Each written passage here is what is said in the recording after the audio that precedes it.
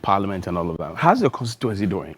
Very well, very, very well. We've been rolling out a number of exciting interventions, and I want to use this opportunity to say special good morning to the chiefs and people of North Tongu, of course, to all our viewers. I must say that my constituents have been phenomenal with their support, the way they embrace the interventions that I roll out. You know, recently we established the Furniture and Footwear Bank. That's right. Because we do not want to be waiting for central government to send in furniture or footwear supplies that often delays. And we're trying to be community-oriented.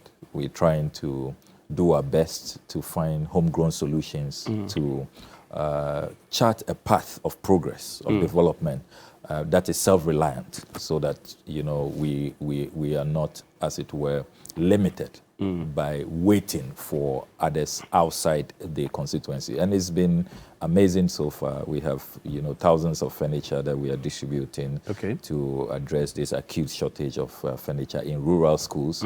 We're distributing thousands of footwear because we do not want in our lifetime to see school children walking barefooted to school in rural communities. In the whole constituency? In the whole constituency. And let me express my sincere gratitude to the Old Vendors Association, the Volta Region chapter. They joined me over the weekend to distribute the footwear, to clean up the Bator Catholic Hospital, and to do some donations to the hospital. They also had time for an adolescent symposium workshop we organized for young people.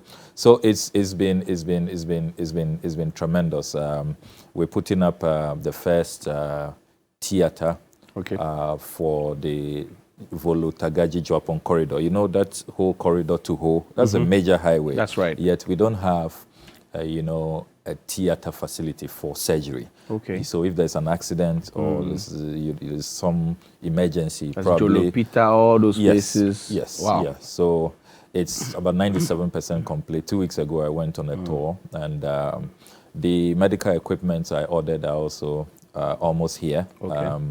And it's a huge consignment, over 100 medical equipment. So we'll even have excess. I've told the Volta Regional Teaching Hospital that they will get some excess items, including ventilators. The neurosurgery department at Kolebu will also have some equipment that they need that is in this 40-footer container. Many people say, "Oh, how do you do all of that? You must you must have stashed away a lot of resources when you were in power." To be able to do this. Not at all. Not at all. Where do you get funding from? It's all about leveraging. So this medical equipment, for example, I reached out to an NGO, Medical Supplies of the United States of America, and so it's heavily subsidized. You just have to come up with about 20% of the real cost. And we reach out to, you know, donors, you know, people who believe in the vision, and they come support. And they come support. The Footwear and Furniture Bank, we're still receiving donations. There are many, you know, Ghanaians who have a very good heart, who love to see such initiatives. And they are reaching out that, look, I mean, I bought this footwear for my kids before, you know, they could get to use it. They grew so fast, they really didn't use it, you know, come for it. And a number of schools have reached out, you know, GIS, you know, the SDA school at Laboni, you know, Morning Star, and they have baskets because they love the initiative. So, you know, and it's about teaching privileged kids to know that not everybody is in your category. Right. There are other kids who require your support, who you should think about, who are equally intelligent but just don't have the support. So it's been great. The longest serving midwife, you recall, I surprised her with a vehicle. That's right. And she's, That's right. I mean, and the teachers and the laptops it's motivated as well, right? a lot of the health workers. Yes, the teachers and all the laptops. ICT teachers in my constituency receive laptops anytime they are posted. All assembly members receive laptops. All circuit supervisors receive laptops. And we have computerized. Are you not piling pressure on other MPs? You know. It's not about a competition. Okay. It's about addressing the needs of your people. You know, other MPs will have other needs, will have, other focus areas. They will have other, leadership style. Mine is more humanitarian. I want to, because I do not believe that an MP for a rural constituency, you should only be interested in staying in Accra in the Chamber of Parliament, speaking big English. How does that really translate into the concrete needs, the development, objectives of your people? Because no matter how, eloquent you are in the chamber, how you focus on lawmaking, if you do not care about the humanitarian needs of your people, if you do not care about their welfare, particularly when during the campaign, as you went around campaigning community by community, they didn't ask you to go speak big English or to just go, filibuster in Parliament. They told you about our water needs, our school needs, our health needs, that lobby for roads and, try and improve our living conditions. And you said, yes, I can help to do all of that. And that is why you submitted yourself. So you don't come in and then begin to make excuses that, oh, that's not my role as an MP. And you see, in this country, I think that there is a certain, understanding we must have. That to the extent that members of parliament receive a share of the common fund, okay, it means that you have to be developmental oriented. But it delays. It doesn't come. Yes, it delays and all of that. It takes forever. It delays and all of that. And remember too that poll after poll after poll confirms that the people expect their members of parliament to also be development agents, to also know how to lobby for projects, to know how to leverage, to come up with ideas with a clear vision that will improve their welfare, that will advance their living conditions. So you cannot abdicate. You just simply cannot derelict. You must be interested in that. I see. Do you miss your student leadership days? Now that UTAG is on strike, you hardly hear of nukes and gaps and all those people. Do you miss your student leadership days? Sometimes I do. Sometimes I do. I look back with nostalgia, and I do also have a lot of empathy for students today. I mean, what we are putting them through, what they have to grapple with, we would not have accepted 10% of that in as our Nook's days. president. We would not. I mean, what would you have done? Look, I look back and I see how we staged demonstrations because the student loans delayed for just a few days. Delay for days. Last week, I was asking the Minister of Education in Parliament why the student loan has delayed for more than a year. Some students have not received their student loans in 2 years. What did he say? It turns out that the Ministry of Finance has not released funds to the Student Loan Trust. About 4.6 million they should have received in 2021 has not gone. I mean, you look at the horrendous conditions under which first years who gain admission are told to go look for their own residential accommodation. We would not have accepted it. I mean, I recall fighting the in, out, in policy. That's right. That it has to be in. Look, if you know the history of tertiary education in our country, the first demonstration, the first student agitation was called the No Bread, No Hallelujah agitation, which was a sit-down strike by students. They realized when the University of Ghana was put up in 1948, they were asked to bear with authorities. So they are transported in their bone shaker to Achimota School for dining, breakfast, lunch, and dinner. just look at it. And they were bearing with that so that a dining hall will be constructed in the first hall, which is Legon Hall. Right.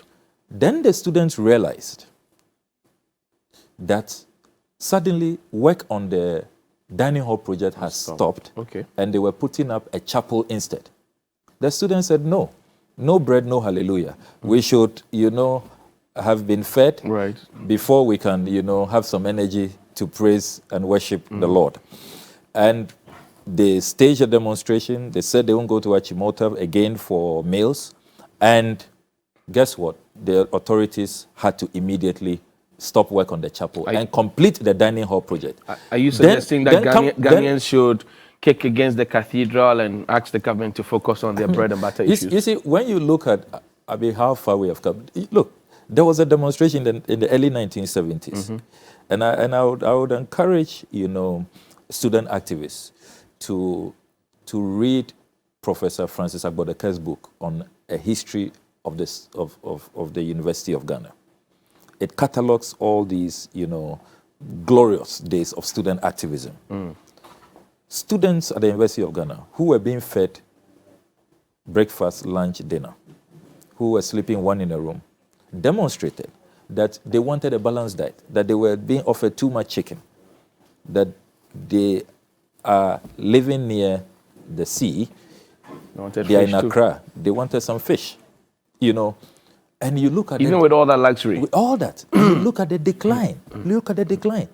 One in a room. So you see, the generation, our father's generation, our grandfather's generation, who were bequeathed a very, good system, who have benefited so much, and yet are leaving very little behind. And if you look at this country, there is such a deterioration, generation after generation after generation. Instead of our generation to make things better for the next generation, we rather make things worse for the generation that comes after us. Some people say we cannot continue some this people way. say, look, for this long break, blame UTAG as well because they're demanding for too much. What do you say? I totally disagree. I've looked at the demands of UTAG. UTAG has rather been very patient. They've been patient with government since 2013. They've been exceedingly patient. And I also think that how government has responded to the UTAG strike has been very, very disrespectful. Explain. It's been disdainful. Look, some of the comments from the officials at the NLC have been very provocative. If you can't be a lecturer, go look for another job, resign, and all of that. The high-handedness. You are talking about your intelligentsia. These are very, very reasonable people, rational people. When you sit with them, you explain matters to them, you are sincere with them, they will understand you. They understand the numbers. These are the economists. These are propounders of all the theories that we are working with, in governance. So what you need is just a modicum of respect, of sincerity, and then in your conduct as well. You cannot be saying that bear with us, help us to navigate these, choppy waters, that these are tough times. And yet you are so profligate, you are living large, you are allocating everything to yourself. UTAG sees the allocation to the Office of Government Machinery. That has shot up from 2.5 billion to 3.1 billion. UTAG sees the allocation to the contingency vote, which has increased by a whopping 435%, from 186 million in the 2021 budget to 933 million in the 2022 budget. And they see all the profligacy, these chartered aircrafts, which we'll be discussing soon. Absolutely. They see all of that. So when they see that the political elite are feeding fat at their expense, they have no belt holes at all as they ask you to tighten your belt. They can't even find their belts. They don't know where their belts are located. And they are just allocating, huge sums to themselves. Why should we be increasing the number of presidential staffers at this time, in this period of austerity? Check the jump from the 2021 to the 2022 budget. Why at this time should we be talking about end of service benefits, that even ropes in spouses and all of that, things that have never happened in this country. So when people see that is all about the political class and their spouses and their families and their children and all of that, they will not be reasonable with you. What would you have advised your minister to do? You have served as Deputy Minister for Education before. What would you have told Professor Nana General Opoku-Agyeman to do at this time? You see, first of all, I do not think that we will have allowed matters to degenerate this way. And we would not have allowed the NLC. Because look, it is our sector. When you use such provocative language, when you incite the lecturers, you create problems for us. We will have to bear the brunt. It is our universities that will remain, without teaching and learning going on and may have to be shut down. So we will immediately have told them that, hey, NLC officials, please, show good faith, show respect. You know, this is the intelligentsia. I mean, they are citizens. They have legitimate demands. Treat them with decency. Then secondly, I would have even suggested that the way matters have come to a head, and it will appear that there is breakdown of trust, you know, with the lower institutions that must handle this matter. I would have appealed to His Excellency the President to step in. And do what? And lead the talks. Because look, at the end of the day, all these ministers, all these institutions and all that, they are your delegates. They are just using delegated authority. As president, you are in charge of the nation. You are the commander in chief. You know, so you should show keen interest in such matters. I am surprised that it has taken the president so long and he still hasn't even said a word. It's happened before where the vice president had to step in. Last year. You know, last year. Right. So what I'm saying is nothing strange. It's nothing outlandish. If the vice president could step in last year, and we saw the impact he made. Because you see, when there is a breakdown, when those you have delegated authority to go assist in addressing an issue, clearly they have not done well. There is bad blood. You're saying that the Minister for Education has not done well? I mean, if they listen to him, if you see, I look at the results. I'm not taking anything away from him as a person. Okay. I have nothing against him. Right. I'm not questioning his leadership skills. I am simply saying that it is clear when you listen to the UTAG leaders that there is mistrust.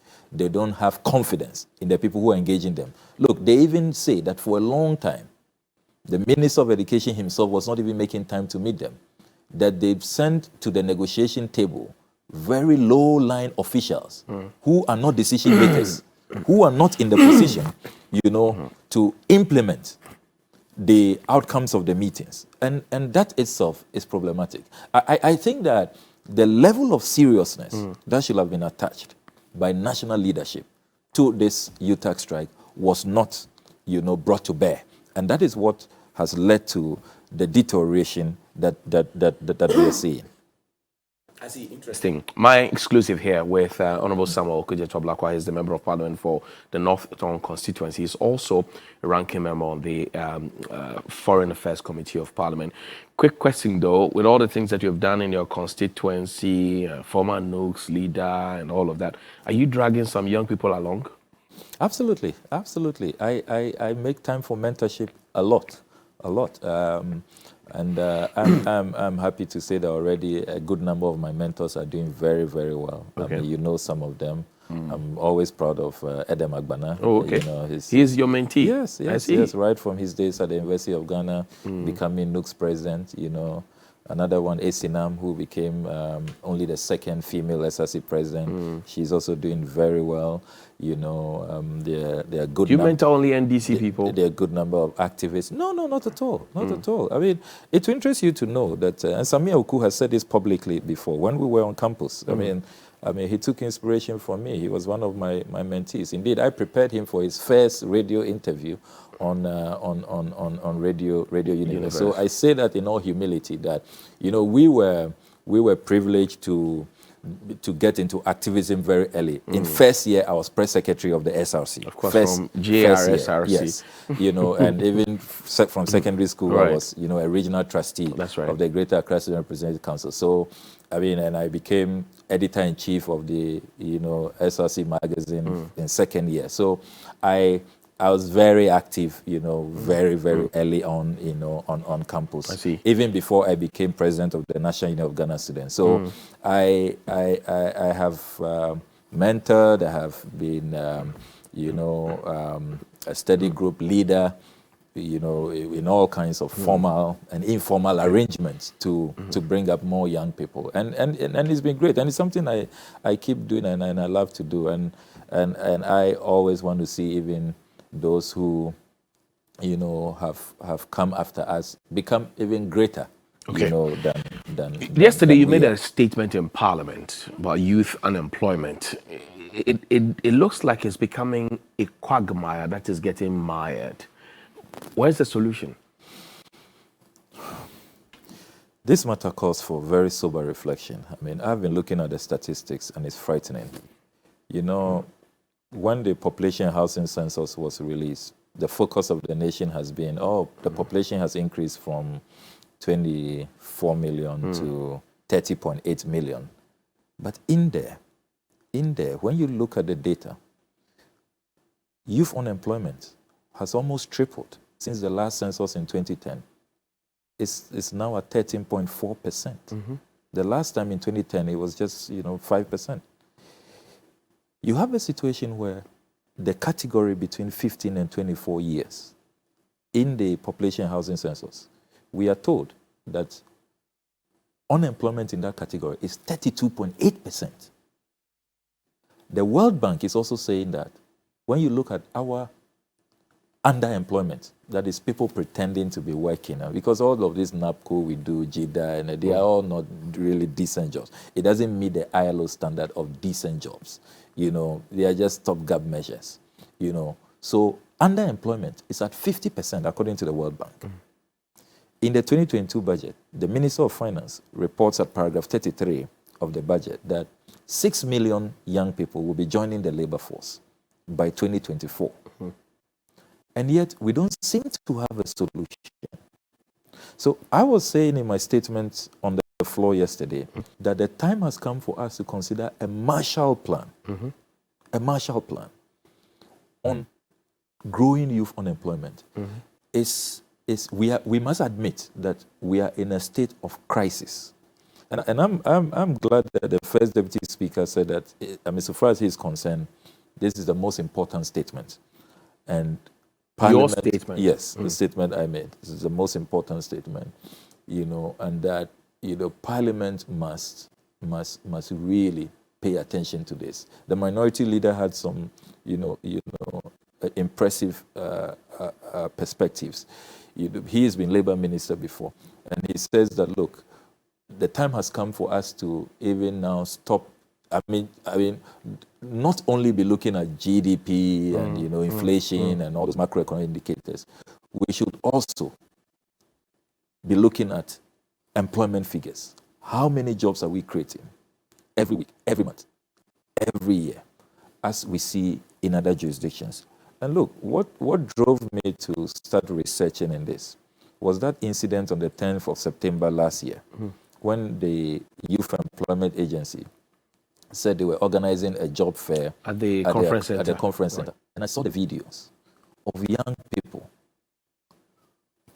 just willing to risk their lives to break through glass doors. They didn't mind that they were getting cut by the glass. Blood was oozing out, gushing out.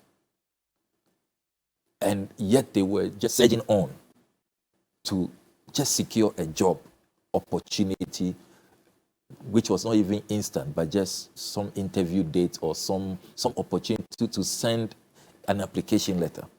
I really wept when I saw that video. It was such, a crestfallen experience, very depressing.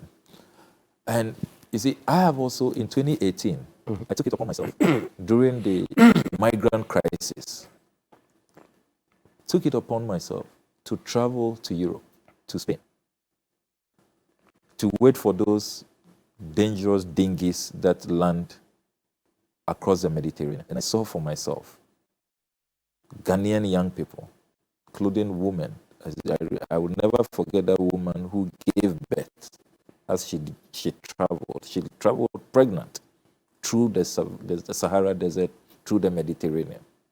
And she was being held up in a camp in Spain. And they told me that out of every 20 people who start the journey, about 5 die. They don't make it. She was giving me names of friends, relatives who are dying. So we are in a state of emergency when it comes to youth unemployment. We know the problem. What are we doing about it? Government says, look, we are working at it. NAPCO here, NEIP there. You mentioned YEA here, this there, that there. Is that really the solution? That's not the solution. In my statements, it's a 6-page statement, I proffered some solutions. I said, for example, our industrialization landscape is not what it should be. I live in an industrialized constituency. Aveime rice has collapsed. Really? It's not functioning. Aveime shoe factory, which we inherited from the Nkrumah era, has collapsed. The hide factory has collapsed. IDA is a pale shadow of itself. Joapon Textiles is operating below 30% capacity. And that is the story across. Bosu Glass Factory, Pualugu Tomato Factory, Kumasi Shoe Factory. That's the story. A country that is grappling with massive youth unemployment. This should not be our industrialization landscape. Commander Sugar Factory, we are debating, haggling over whether it should have started, whether it should be backward or forward integration. And it's become a white elephant. This should not be how our industrialization. But the government says we're doing one district, one factory, for example. We're setting up factories. You see, all of these statistics are exposing the problem with our governance. And that problem is sloganeering. It's just talk, half and puff. That's what we seem to be good at. We just throw slogans, but slogans don't solve problems. What solves problems? What solves problems? It's a clear vision, passion, commitment, concrete action on the ground. What will it take, for example, to cut our rice imports? The thousands of jobs. I have been working in that sector, supporting my rice farmers. I bought them a combine harvester, a few months ago. And the impact that combine harvester has made, and how it is leading to expansion.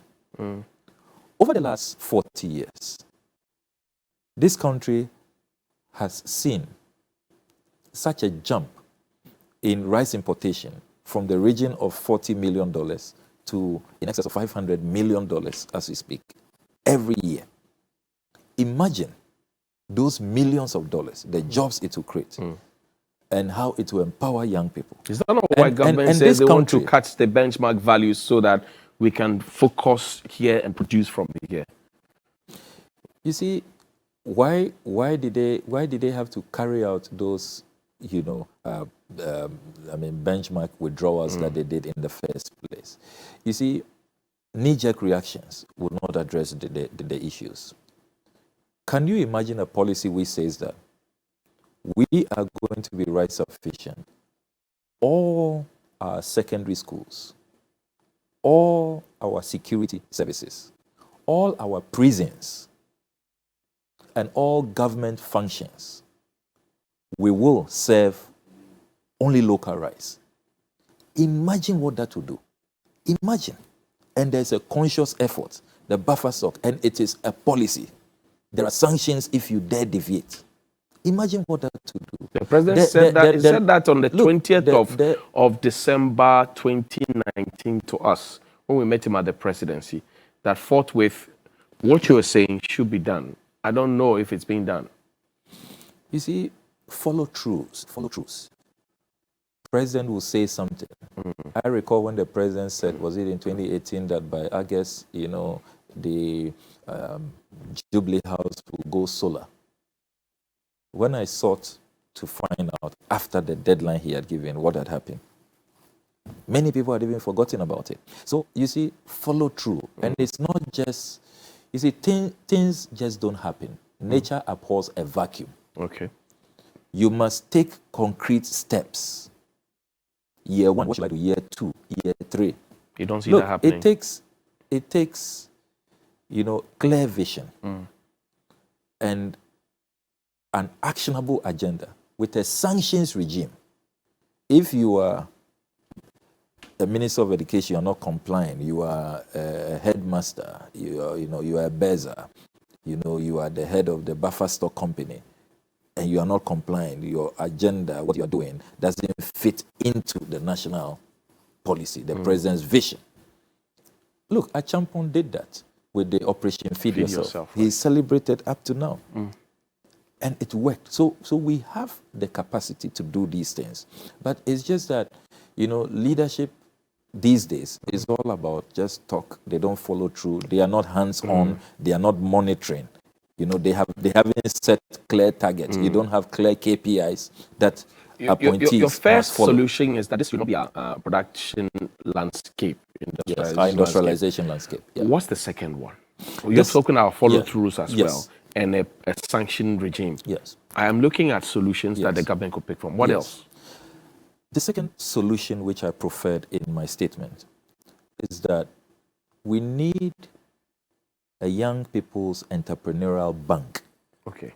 A bank that is just for young people. Like Youth Bank or like Youth Start. You see, not the Youth Start concept, where you are just throwing money. With this bank, and I propose in there that it should not be less than 10 billion cedis. Research has shown that in Ghana, a lot of startups, 80% actually fail. So this bank will be offering mentorship. You know, you have dedicated staff who don't only throw money at you, but they also guide you. They help you how to, assess your raw materials, how to, do your tax systems, how to recruit and how to monitor and how to cut down waste and all of that, how not to be tempted to divert the money you receive into all kinds of things that do not matter now. So a special bank just dedicated to that. Then I've also let me run through the other proposals. I've also said that the phenomenon of contract staff across the public service in Ghana, there's so many people on contract. I'm saying let's end it. You mean old people? Yes, who are on 2-year contract, 3-year contract, 4-year contract. You want that to end? It should end. You have such a debilitating youth unemployment situation, and then you have old folks. I have nothing against old folks. I love them. They are very wise, but they can set up some consultancy, and we can consult them in the private space. But they shouldn't encumber the public space. So I've said, let's immediately end this contract staff regime all across the board. And don't tell me about we don't have young people with that expertise. As part of their mandate, why are they not grooming young people? It is such an indictment. If, for example, a mathematics professor says that, I don't have anybody to take over from me. If I leave, my department or my faculty will collapse. It's an indictment on you. Why haven't you mentored, groomed people to come to take over from you? Then I've also proposed other innovative schemes. For example, encouraging people to take an early retirement. Is that possible here? If you come up with good incentives, 55-year-olds, 56-year-olds. What would be the incentives? Better pensions. A retirement package which is enhanced, better than if they stay on to their 60. I mean, till they attain, the retirement age of 60. So that is something that can be done. I have also proposed, let's look at this final one and move on. Yeah, that, you see, even with this notion that the public sector is full, I have said, let's do an inventory. We did that. Former President Mahama commissioned us. We did that work. I and a team of young people. And we were shocked to realize that there are over 400,000 vacancies in the public sector. That were not tapped into. That have not been filled in the public sector. If you look at our policing to civilian ratio, we haven't attained it. We haven't attained the UN standard. 1 to 500. The number of soldiers we should have, we don't have that. The number of doctors, nurses we need, we haven't attained that. The number of professional teachers. Let me take you on a tour in my constituency. But the question is, do you have the funds, the public envelope, to deal with that? Brilliant question. So you grow the economy. That is why I ended my statement by saying that it took 30 years for Lee Kuan Yew to improve per capita GDP from $400 to $12,200. We're almost 30 years. We have done 30 years of this Fourth Republic. It took just 30 years for China to lift over 700 million people out of poverty and create the hundreds of millionaires they've created. The Asian tigers we celebrate, 30 years is all they needed. We have done 30 years of this Fourth Republic. And our story is? And our story is getting worse if you look at real quality of life. Take me on a tour to your constituency. You wanted to show me the employment or unemployment matrix. Yes. We lost our only pediatrician, and I don't blame her. She had to, get career advancement. She had to move on. So she is now Dr. Kuban. We're very, very fond of her. I mean, because she will always call me on the things that matter. And when I became MP, there were no incubators at the NICU. We didn't have, all the suction machines, the kind of... so we set up, we didn't have even... when mothers bring their children to the hospital and the children have to be admitted, it means the mothers have to just be sitting by the children. They didn't have a resting place. So I expanded the facility, a 50-bed expansion, and it's because she drew my attention to these things. So I really, admire her so much. Right. Hands-on, pediatrician. But she had to move on to become the head of the Keita Municipal Hospital. Okay. Since she left, I've put out all kinds of amazing packages that you get, you won't pay rent, fully furnished, but we are still not getting a pediatrician. The whole of Volta region, do you know we have only one ophthalmologist? Only one.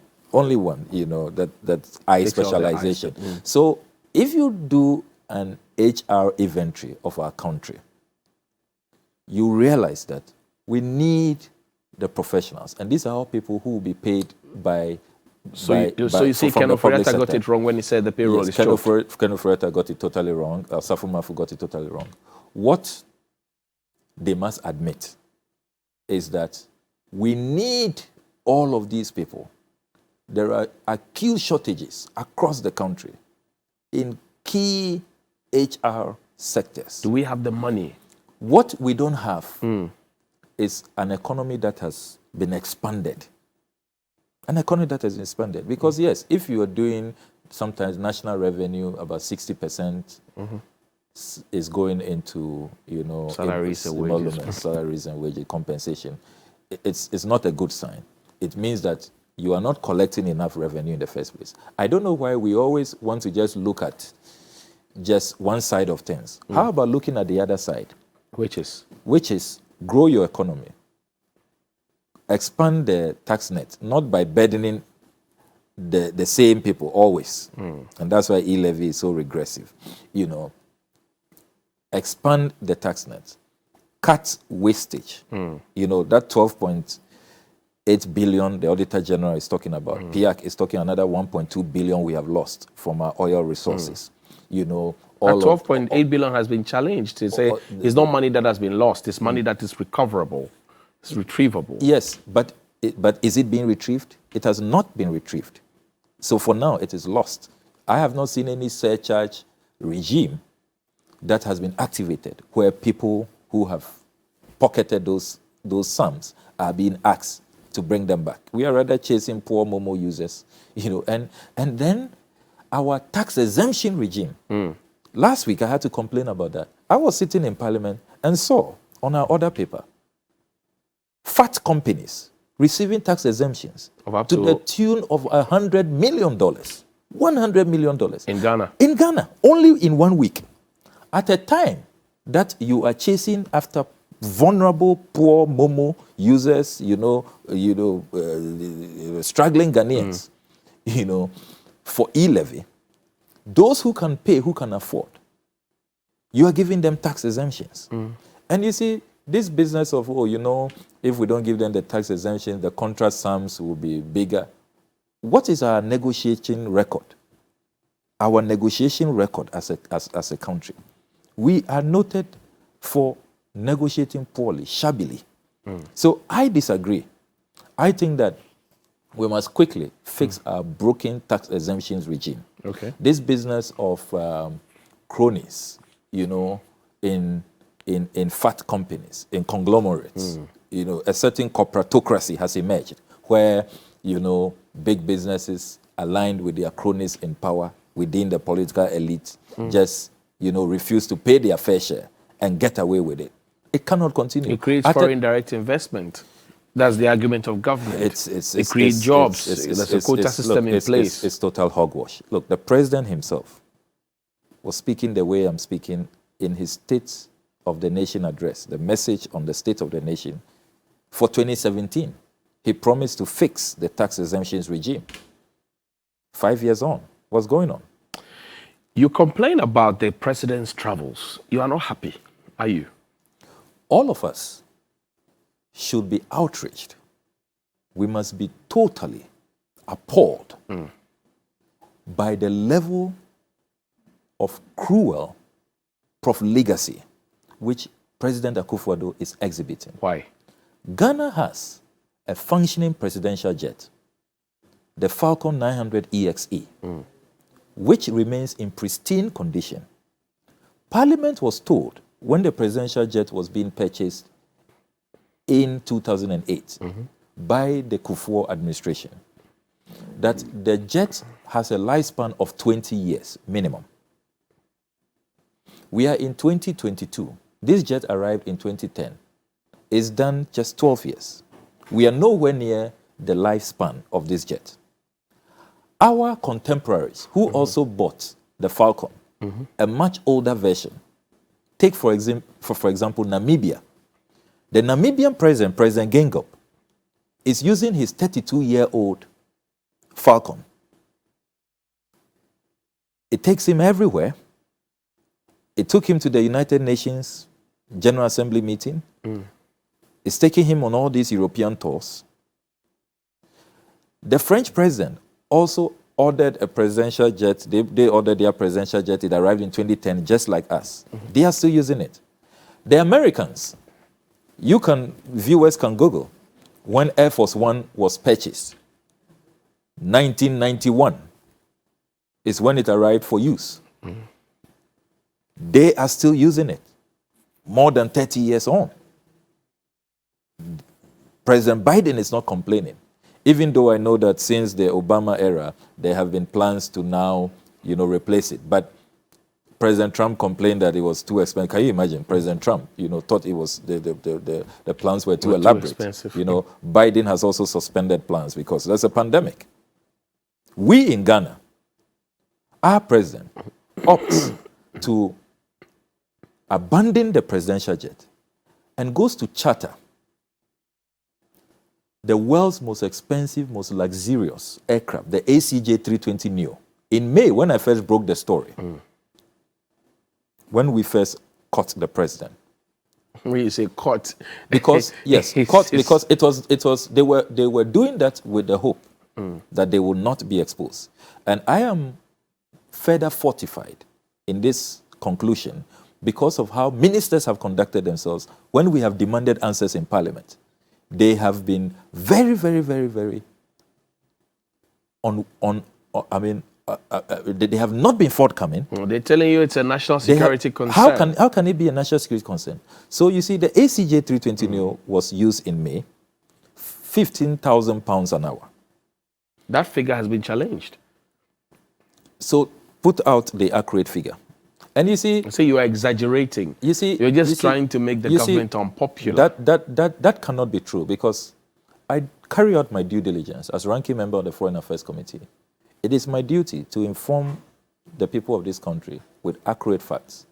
These companies have an obligation to all of us who call them. I have contacted them. And indeed, they are in business.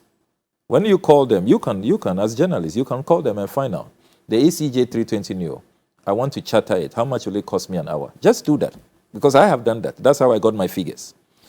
The LXDIO, which the president is using now, from the company called Global Jet Luxembourg, $14,000 an hour. That's what the company tells me it costs an hour. And that cost is not the entire cost when you charter. There are other incidental costs. Like what? You must pay for landing.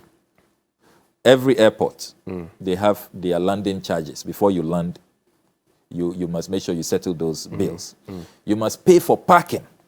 As they wait for you, as you attend the conference and all that, you must pay for that.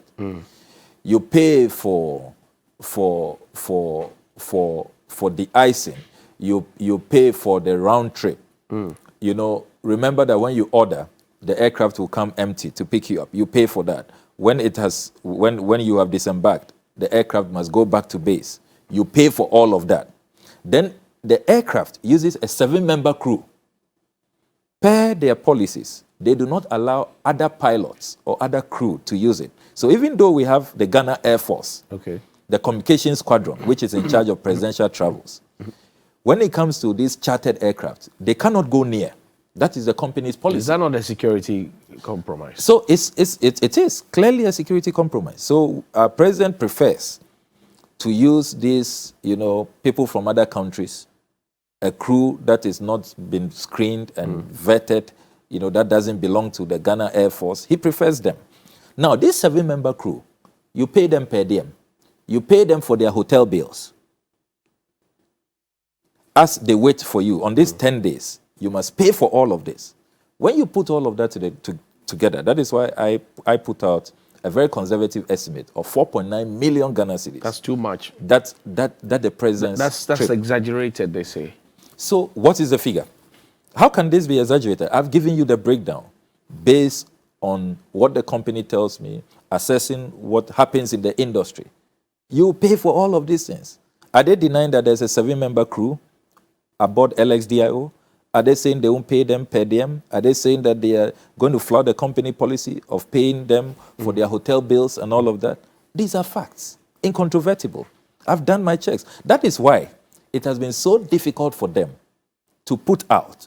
If you say that these are not true, I've given you the opportunity. Look, it is only in this era when the president was busted for using these ultra-luxurious, ostentatious, extravagant charters that presidential travels became a matter of national security. All along in Parliament, I'm in my 3rd term in Parliament, we have always known the cost of presidential travels. As recent as 2019, including the details that you're asking for. As recent as 2019, we were told that it was 69 million cedis. How is it that suddenly, just because you've been caught out using these chartered aircraft, you do not want to account? And you see, Johnny, the context should not be lost on you. Which context? We are talking about an era where our economy has been downgraded. We are in the junk category, according to Moody's, Standard & Poor's, Fitch. We are talking about an era where every conceivable government obligation, government is in arrears. Government hasn't paid contractors. Government hasn't paid university lecturers. It cannot meet their demands. Government is owing District Assembly Common Fund. Government is owing school feeding caterers. Government is owing the Student Loans Trust. Government is owing cocoa road contractors. Government is owing virtually everybody. Pay e-levy, get it solved. Or you've not heard that? Why are we where we are? We are where we are because government has spent the existing taxes on such things. No frugality, no prudence. The reason why Ghanaians are so livid and are determined not to pay the e-levy is because they see all of this wastage. They see all this profligacy. I mean, can you imagine, Johnny, that the countries that are wealthier than us, their citizens know the cost of presidential travels. The Americans know. Me, sitting here, I'm not a U.S. citizen. But I know, because when I assess records at Congress, I know that an hour of Air Force One travel is $178,000. I know that. I know that British government travel, Boris Johnson, is about £7,000 an hour. I know that. I know that of the Queen of England. I know that. Assessing House of Commons, public records. I know that of President Macron. And I cannot know that of my own country. Ministers come to Parliament and treat us with impunity, contemptuous conduct. They tell us that it's national security. How come we know Ghana's national security and U.S. national security? Which of these countries is more a target? Which of these countries? And you see, the wealthier nations even have policies that regulate these matters. Are you aware that in the United States of America, since the Reagan administration in 1982 put out the presidential travel policy, when you are on Air Force One and you divert from official government business to go carry out some political activity or unofficial activity, you are immediately reimbursed. As soon as on that leg of the journey, the food you eat, the water you drink, the juices they serve you with, the drinks they serve you with, and then the cost, the entire cost, fuel and everything, you are reimbursed when you return. I mean, you reimburse the American people. That's how I should put it. It's collected it from you. Yes, you pay for it. You pay for it. You're debited. Here we are in Ghana. The president can boldly announce that when he's done with France, Guyana, Germany. Back to France, he will go to UK for private visit, and we have to pay for it. The wealthiest nation in the world, that their taxpayers don't pay for the president's private visit, holiday visits. They don't pay for it. You don't think the president is protecting the public purse, do you? He is not. The president promised to protect the public purse, but we cannot find the public purse under his watch. The public purse is missing. Oh, how?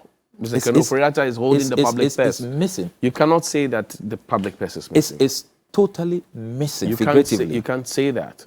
This is no protection of the public purse. What we are saying is a rape of the public purse, looting of the public purse, with wanton disregard for everything civil, everything respectful. Look, the day he took off, that was the day thousands of Ghanaians were on the street demonstrating, February 10th.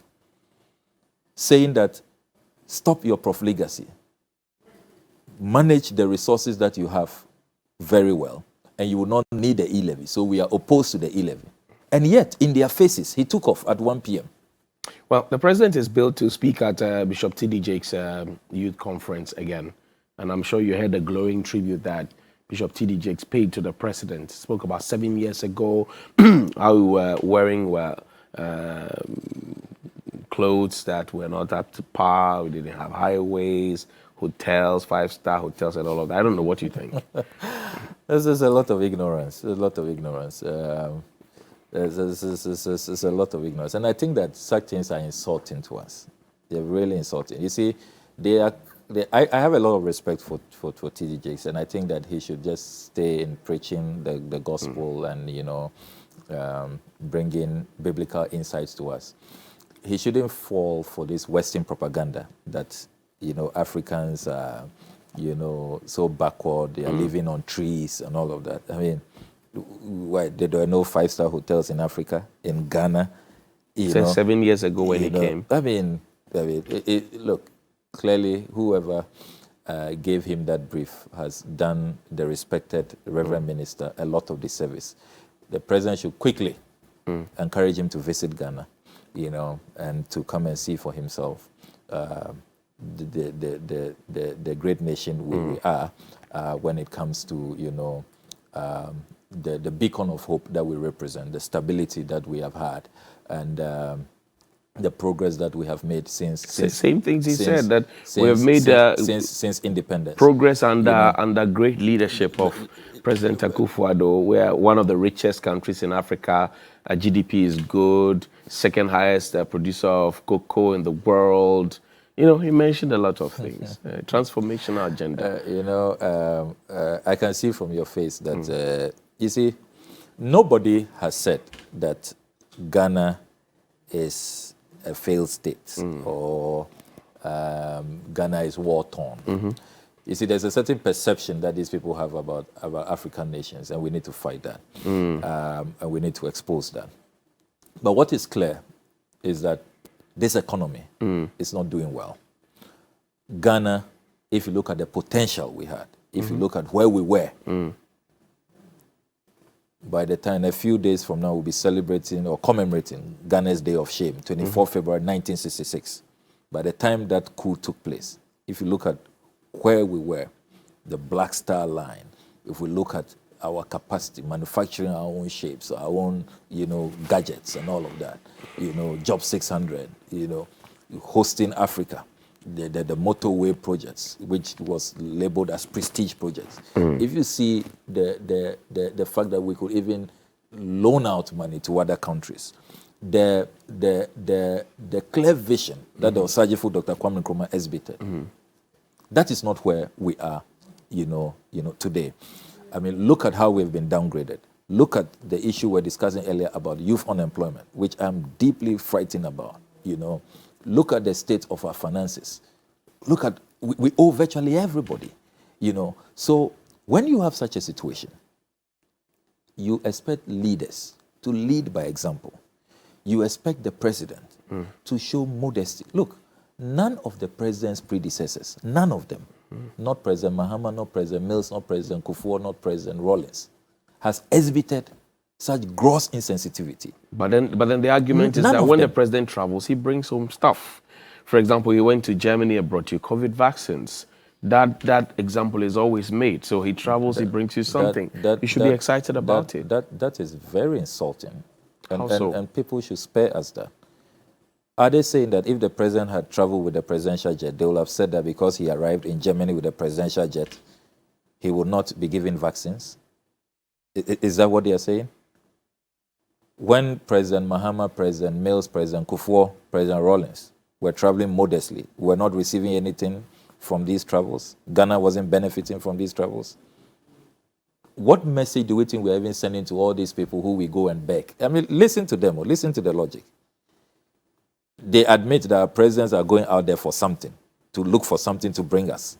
And you, the person going out there to look for something, to beg, simply put, see how you arrive. When the president arrived in France in May 2021 with the ACJ 320 Neo, no president at that meeting uses that kind of ultra-luxury chartered aircraft. None of them, not even the French president who he was going to plead for. And I heard him last week at the AU summit saying that the promises they made at that meeting in May of $100 billion to Africa, they should redeem it. Nothing has. Why should they even honor that promise? When they see how you travel. So you see, look, only 2 weeks ago, the British Foreign Secretary, Elizabeth Truss, she was taken on by the British people for not traveling to Australia on a commercial aircraft, but going to charter. She chartered a basic aircraft. When a president decides to charter, check all the companies he's contacted. He asked them for their most luxurious, most expensive. When he contacted the Aviation Acropolis, based in Farnborough, UK, he asked them for their most expensive aircraft. When he contacted Global Jet Luxembourg, he asked them for their most expensive in their fleet. The British Foreign Secretary, Elizabeth Truss, who traveled to Australia on a chartered aircraft for the first time, only once, which cost the British taxpayer £500,000. She has had to apologize. She says she couldn't get a commercial flight. I hear you. The British people did not accept that. And these are the people who give us aid. The last time textbooks were distributed in our schools, it was the British government that supported us. We still don't have textbooks in our schools. And we still don't have textbooks in our schools. And yet, what do you make student of our, loans, what do you make of our educational system? We can't pay them now? 4.6 million cedis. We can't release 4.6 million to student loan trusts to pay students, thousands of students. Yet we can find 4.9 million in just 10 days. What do you make of our educational system now? The reforms, the new policies. What do you say? Honestly, education, like all other sectors, really, are in a mess. Really? Big mess. Why do you say that? Talk to those in the sector. I am a hands-on MP. I'm visiting schools. I'm always talking to teachers. Talk to them. Textbooks for well over 3 years now have not been provided. Not core subjects, not elective subjects. Look at how teaching and learning materials are so difficult to come by. As we speak, the new curriculum, even JHS teachers have not been trained to understand what the new curriculum is about. As we speak, we do not know what is happening to double track and when it will end. Government has missed all of its own timelines. Double track is still upon us. Only yesterday, Charles issued a statement that they want to focus on teaching, but now they've become debt collectors, hiding from school suppliers and all of that. And that government should redeem their obligations. Trainees, we reformed that whole sector, replaced the trainee allowances with student loans, and we're paying student loans. And we were paying them the feeding grant, 1,600 a semester. You said that that policy was bad. You came to power. You did not replace it. You implemented an inferior regime. We were offering 600 cedis a month. You are offering 200 cedis. And you are not paying all 12 months in a year. You are paying for months that the students are in school. So when they say they replace, they didn't replace. To replace is to bring back what used to exist. That's not what they did. I see. They implemented an inferior regime. And even that, 5 months now. 5 months. I see. Well, our time is up. We have to go. 2 quick questions before we go, though. The Ukraine and Russia, I'm sure you know there's tension there. Biden is asking all the students and everybody who's American to leave. The troops are on the border right now. What should our foreign ministry be doing at this time? It's interesting you raised this. I had a very good meeting with the Russian ambassador yesterday, and they think that this is a lot of Western propaganda and that they are not going to attack Ukraine. I want to take him by his word. I do think, however, that it is important for a certain de-escalation to take place. Okay. These leaders must sit around the table. A more smaller table, I should say, not the long one that was offered President Macron, which just showed the mistrust that exists, amongst these leaders. And I want to see the United Nations, take a lead role in all of this. Look, all these leaders should be called into one room, and there should be sincerity. Okay. You see, should we evacuate our students? I think that it's premature at this point. To the extent that, because yesterday when I was monitoring, the Russians have even begun withdrawing some of their troops, just to reduce the troop presence and reduce tensions. I do not think that Putin is that stupid. He's more shrewd than Western propaganda makes him look. I don't think he'll just invade like that as has been predicted. So I would just say that we should keep monitoring the situation closely. Okay. And perhaps what our students abroad need now is for their stipends. A lot of them on government scholarship. They have not been paid. Well, they have the Ghana card as e-passport. They should rejoice. There's something to be happy about, isn't there? Well, the Foreign Affairs Committee has written to the Foreign Minister to appear before us tomorrow, Thursday at 10 a.m. And explain to us what is going on. I mean, we don't know what's going on. We are worried about the image of our country. ICAO's statement is embarrassing. I mean, to say that what the Vice President and others are saying here are incorrect. Those are the words. Incorrect. That the Ghana card is not an e-passport. Yeah, they say that, and they say that it's not even for them to determine. It takes bilateral agreements to decide, and ICAO is right, because we've been approving these bilateral agreements. They come before us, and under Article 75 of the Constitution, they must be ratified by Parliament. We are not aware of any bilateral agreement. When the Ghana Airport Company puts out that propaganda statement they put out, asking airports to recognize, that's not how it works. You think it's propaganda? ICAO has exposed all of what is going on, and I think that the government ought to put its house in order. Remember that the Deputy Foreign Minister had to, go public that, look, they don't know all of these e-passport claims that are being made. and eventually they put the pressure on him to try to recant what he said. But it's clear that this is a government in sixes and sevens. This is a government that is just on a propaganda, overdrive. The vice president seems to be, entrenching a certain reputation and now taking it international, which is not good. Which is a reputation, of making statements that are dishonest, that are not, truthful. It's worrying. I expect public officials to exhibit candor and to be sincere. It is also important to emphasize that there seem to be all kinds of policy contradictions. You see, we have to go, unfortunately, so quickly wrap up. This whole business of e-passports, right, you see, is just about the chip. I know that the Foreign Ministry is procuring chip-embedded passports. Okay. And that's what the focus ought to have been. This business of, e-passports, and they're making all kinds of claims that are just outrageous. Ghanaians do not require visas, to travel back home. And yet, you see statements from the Vice President's office, making all kinds of outlandish claims.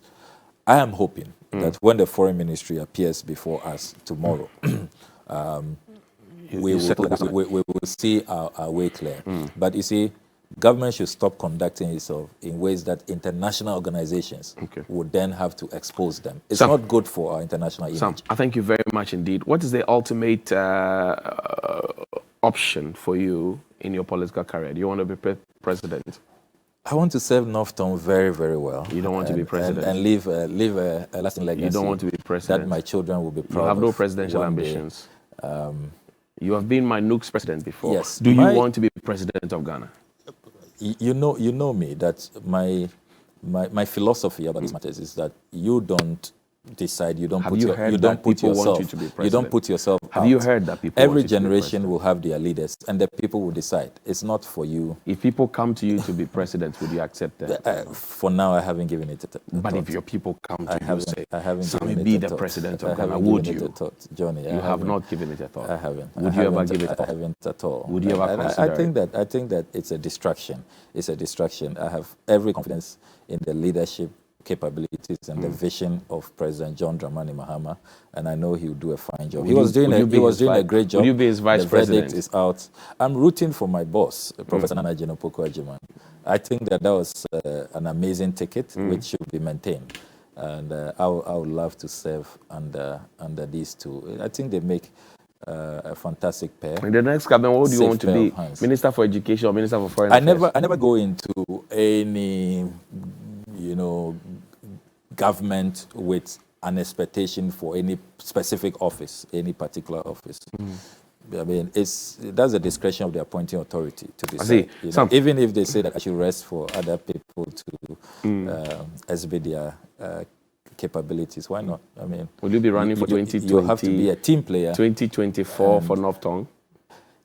I believe so. You believe so? I believe so. Thank you. Samuel Kujetu Ablakwa has been my guest. He's the MP for the North Tongu constituency in the Volta region. He's also the ranking member of Parliament of the Foreign Affairs Committee, I beg your pardon. And he says, for now, it just crossed his mind to be president. But for North Tongu, he knows he will run again. We'll see you after the break.